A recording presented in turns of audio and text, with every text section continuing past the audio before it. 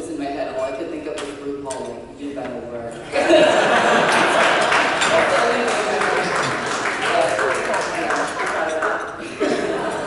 It's such an honor and a privilege to be here tonight. On the morning I read that I was chosen to receive one of the Equality Scholarships, a huge weight was lifted off my shoulders.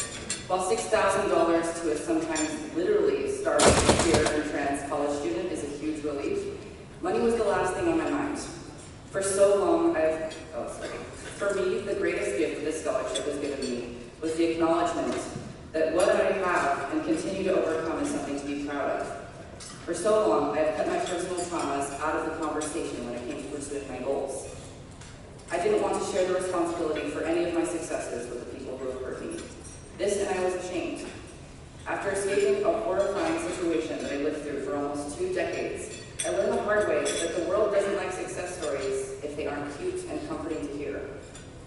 In the few places where I felt safe to open up about my story, hoping for validation and support, I've only been met with looks of discomfort, fear, and a suggestion to see a therapist. Naturally, when I applied for the scholarship, I was nervous that my story would not be seen as a sign of strength, but rather a show of weakness. The world can be a harsh and unforgiving place at times, but my community is always there for me in my time of need. Thank you for reminding me that. Organizations like the Equality Scholarship save lives and give people the education they need to pass this community's tradition of charity and unconditional love to many others. What you do for queer and trans youth has a ripple effect, and I have been affected by it in more ways than one. When I was 17 and homeless, I came to my local Rainbow Community Center. Without knowing my situation, the staff and members immediately took me in like I was family.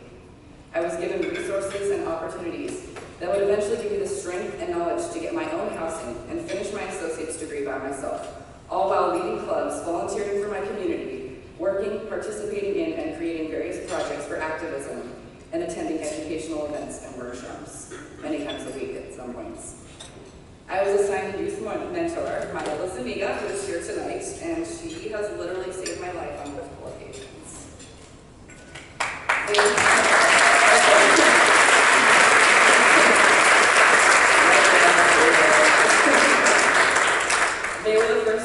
They were the first to show me that being vulnerable is a strength and not something to be embarrassed about. They taught me how to wear my trauma like a badge of honor through their own stories of resilience. They were and are a support system, an educator, and a queer mama to myself and hundreds of queer and trans youth, whose lives are without a doubt positively impacted, if not saved by her presence at the center. I can't even see my paper.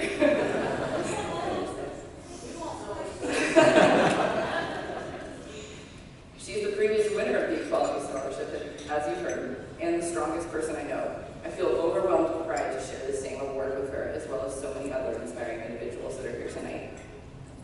I want nothing more in my life than to give back what she gave to me to as many people as I can.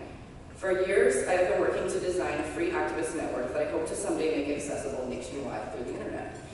I plan to test it out as a club on campus at San Francisco State University when I attend. I first came up with the idea when I was at Dallas Valley College, and I was the president of the Church Bay Alliance, and it was going really well, and I thought I need to put all this work and this effort that I do for every single lesson we have a different topic on oppression, and it was a total success, and the club boomed bigger than it had ever been in our college campus, and so I want to make that all accessible, and I'm excited for that. No matter what I achieve, I know I will always have my mindset on serving my community as a career and a lifestyle. Getting this opportunity for education has made my dreams so much more of a reality. Without the scholarship, I really don't think I would have been able to continue my education, which has always been my greatest goal. I am forever grateful. Without people like Mayela and supporters of this organization like you, I wouldn't be standing here today, which brings me to recognize some of my other heroes. While I have overcome many hardships, I am so fortunate to have been given the opportunities that I have, while so many others in our community are abandoned, homeless, struggling with poverty or drug addiction, in jail, closeted, trapped in households or relationships where they cannot thrive, hospitalized due to struggles with mental illness and trauma, or even dead. This is a reality for so many queer and trans people, and I have seen it firsthand many, many times in the lives of my friends and queer family, including my partner Quinn, who has supported that Quinn with blue hair right here next to my other. Who friend who has supported me endlessly and unconditionally while dealing with discrimination and adversity I couldn't imagine facing. They are stronger than I will ever be and just as deserving of support. Not everyone has the privilege of participating in activism and being a leader in their community. Not everyone can rise above discrimination. While I did much of my activism while scraping to get by, I know that I would not have been able to do it without the resources and opportunities that were offered to me by the Rainbow Community Center and the scholarship I received today. This is why I will always use my privileges to give back to those less fortunate. Thank you for giving them to me, and thank you for giving back to the many people I will be able to